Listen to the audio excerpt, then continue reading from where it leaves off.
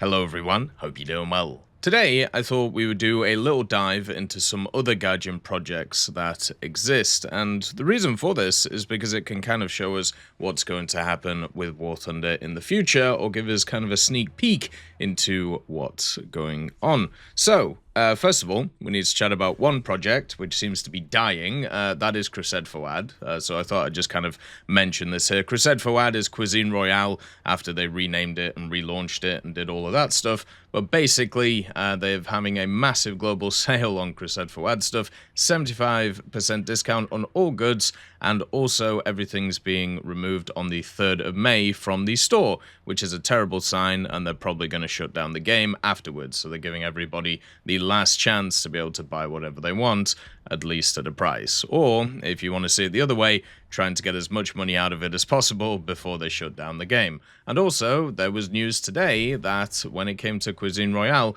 the servers for Nintendo Switch will be shut down on the 26th of May, and the game will also be removed from the Epic Games Store at the same time. So it looks like the game really is just dying. So if you buy these packs, understand you might not be able to use them for very long. Another Gaijin project that literally got a massive update is Enlisted. They added a bunch of jets to the game, adding to basically what Enlisted has become, which is vehicles annihilating everything else. So therefore there's not really much point in playing it, because you just have War Thunder, which does the same thing, and you don't have the infantry component. I suppose if you want to play the power fantasy of just beating up AI over and over again, you can do that in Enlisted now, because nobody in their right minds is going to play infantry members. So that also is going on with Enlisted. They also have added in a bunch of loot boxes to keep people playing, which obviously is something that happens across the board. But the main focus of today's video is another actual kind of set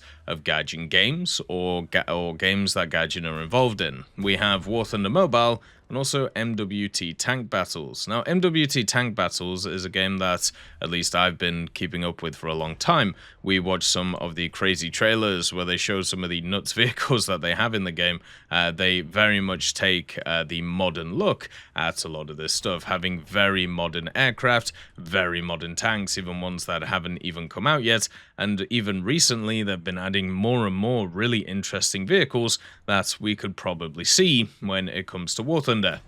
So I thought we'd have a look at a few of them, just to kind of show you what's around in terms of models, and just to remind you, when it comes to all of these projects and products that Gaijin has, they all intermingle. So for example, when the terrain deforming got added to War Thunder, it also was getting added to Enlisted. When certain kind of vehicles were being added to other games like War Thunder Mobile, a lot of them were already in War Thunder, and also there's a lot of them that will come to War Thunder in the future too. The same with MWT Tank Battles. Even though it's made by a different developer, it's still under the Gaijin umbrella, showing that it will come around at some point. So looking at these things gives us a sneak peek into what's coming forward, and also gives us a look at all of the crazy stuff that they're working on. It also kind of shows us how big Gaijin is nowadays. They have a bunch of games that are in development, whether it be that kind of Tarkov clone, or whether it be the No Man's Sky clone,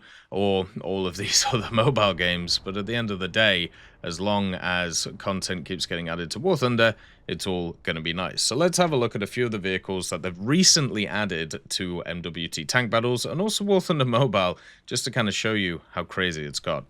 So MWT has been pumping out content like crazy, and this means that a bunch of different nations are being added to the game, and also just a bunch of different crazy vehicles. You have like the standard stuff, which is, you know, the Type 90s, and then of course things like the Leopard 2A4 and stuff like that. But also at the same time, you have things like the Karrar, which is an Iranian MBT, which has turned up. They actually say in the good old, like I suppose, deadblock for it, born in isolation of sanctions, the Persian MBT was built to defy geopolitical entities and nature itself, surviving and thriving in one of the toughest war theaters out there. And And this thing just looks like a weird T-72/T-90 thing, which has access to a 125mm, has that funny kind of like turret-mounted machine gun that you see on the T-90M, and generally just looks kind of interesting. But it's a vehicle which is, of course, of Iranian descent, and if you remember in War Thunder, we got the F-14 Iranian edition recently, and since Iran as a subtree doesn't really make a ton of sense, at least when it comes to War Thunder, it wouldn't be surprised to see more event vehicles and more premiums which are based around the Iranian kind of country. So the Karrar, there is no reason why this vehicle couldn't turn up in War Thunder, especially since it's already modeled, at least in some way, over here. Another nation, which also kind of is sitting in an interesting area, is, of course, South Korea. And it shouldn't be a surprise that in NWT, they also have some South Korean vehicles, including the K-31 Cheonma. This vehicle traces its origins to the French Crowtail system that proved its worth in South Africa. The K-SAM project was awarded to Tails and the domestic industrial giant Samsung, and now this tracked SPAA will be the first Korean vehicle to appear in MWT tank battles. So, along with Iranian vehicles, you also have South Korean vehicles that are turning up, and one of the things that obviously has been talked about quite a lot in terms of War Thunder itself is the fact that SAMs are in a terrible place compared to their plane counterparts. So maybe they can start adding in some more AAs to try and help out the area. This vehicle itself actually has missiles which are very similar to the Rolands, at least in the form of their explosive force. And I'm sure they'll have some other kind of little intricate stuff that's different, but it's another set of vehicles that could easily come to War Thunder, the South Koreans. And the only question is, once again,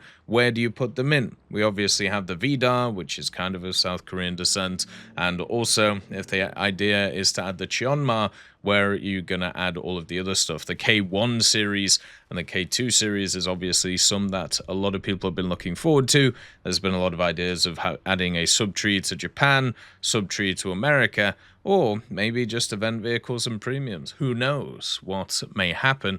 But at least these vehicles are appearing in other places. And as I said, the reason why this is important is because of the fact that a lot of these general vehicles will eventually turn up in War Thunder in one way or another. There is also vehicles that probably won't turn up in War Thunder, which are kind of insane, or maybe they will in a separate game mode, such as the T-104 Bastion. This was another devlog which turned up, and it is just ridiculous. This must have been the reasoning behind the prototype of the T-104 Bastion. It combines thick composite armor, reactive armor, and active protection to nullify incoming threats. The Bastion is a fortress on tracks that takes the legacy of the 279 and pushes the boundaries to create the ultimate breakthrough tank. But this thing just looks ridiculous. It's got a 152mm with APFS DS, which is just nuts. Then obviously a bunch of machine guns and stuff on it. This is just straight out of Warhammer. And as I said, like when it comes to War Thunder, they do want to keep it realistic, but this one I really like the look of. I don't think it should be in War Thunder, but once again, this is the things that are being cooked in other games under the Gaijin umbrella. Things like this, which are just impressive to look at. There's also some developments in War Thunder Mobile too. They continue to add a bunch of ground vehicles from War Thunder, stuff like the SDR V121 and a lot of Swedish vehicles, plus stuff like the Racket and Automat and the Scimitar and the Skink. These things don't really change in terms of what they're adding. A lot of it, as I said, is just from War Thunder itself. For aviation, they've added in the A1H Sky Raider and then the Focke-Wulf 190 A5U12. But what is more interesting, at least when it comes to War Thunder Mobile, is what is in their naval side of things. They've obviously added a bunch of submarines over the area and a bunch of missile destroyers, which, because they've been added to War Thunder Mobile, people think they should be added to the standard War Thunder game too. The one that has turned up recently is the Hatakaze. This is a missile destroyer from the Japanese. Basically, it was launched in the late 1980s, and it was Japan's third generation of missile destroyers, and they had American missile systems and also some other stuff too, including some 127mm cannons, a bunch of different torpedoes, and then also at the same time it has a bunch of, obviously, big old missiles on it. Harpoons and also standard guided missile launchers are all over this vehicle, so you can use them in battle to go after other things. Once again, these things will eventually come to War Thunder, but all of these types of vehicles are very much on different wavelengths in terms of how War Thunder works, so it's going to take a long time to get there. Another vehicle that is wild to see is an Argentinian vehicle, the Type 42 Wasp Swarm. This was used by the Royal Navy for a long time in the 1970s, but then it was transferred to the Argentinians, where they upgraded it and even use it today. It has a bunch of different stuff on it, which is kind of wild. It has electronic countermeasures, it has 2 types of guided missiles, it has an automatic cannon, it has pretty much everything that you would want. It uses the Exocet anti-ship missile, and then on top of it, it has mounted a 114mm Mark 8 autocannon, which has a pretty large rate of fire for this type of vehicle. So this is an Argentinian vehicle. We've had a look at a South Korean vehicle. We've had a look at an Iranian vehicle, Japanese vehicle, and also a wonky Russian vehicle. So what this kind of shows you is the future is bright, not just for these games, but also for War Thunder, because War Thunder itself could easily get all of these things if it ever wanted to in the future, which is why whenever we talk about War Thunder and people bring up the fact that they're eventually going to run out of stuff and what are they going to do, that's not ever going to be the problem, because they can just keep on adding more and more nations and their prototypes or their weird and wonky vehicles. The question about War Thunder is whether people are still going to play all those vehicles once they've been added, because at least in my opinion, a lot of them are going to play the same as what is already there. It also increases the grind, and we have seen recently that there's a big problem that there are many people who don't really play across the board with War Thunder and instead just stick to very specific tech trees. So if stuff doesn't come to those tech trees, then there's a real problem. But if you're worried about content, and if you're worried about stuff coming over the next years and Gaijin running out, that's never going to happen. They could easily double the amount of vehicles that are in War Thunder, which would be about another 10 to 20 years of content, and everything would still be, there would still be more stuff to add, let's put it like that. So hopefully that will happen. Hopefully we can all have a bit of fun with it and have a good time.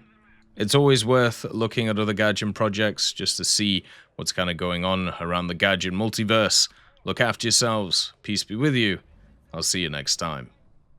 I'd just like to thank GMG Smiley, CD Beans, Chieftain Mike, EMN3 Galaxy, Tulio Pontecorvo, Brendan Quinn, Carrion Crow, Gus Irenicus, Pyman, Wartinder, Teddy, Daniel Stanton, Martinez, B. Young, Ozzy Panzer, Alan Hacker, Liam Shear, Opium Prime, Lafouche, Sem, Aslan, Uncle Bean, and Derek R. for supporting the channel.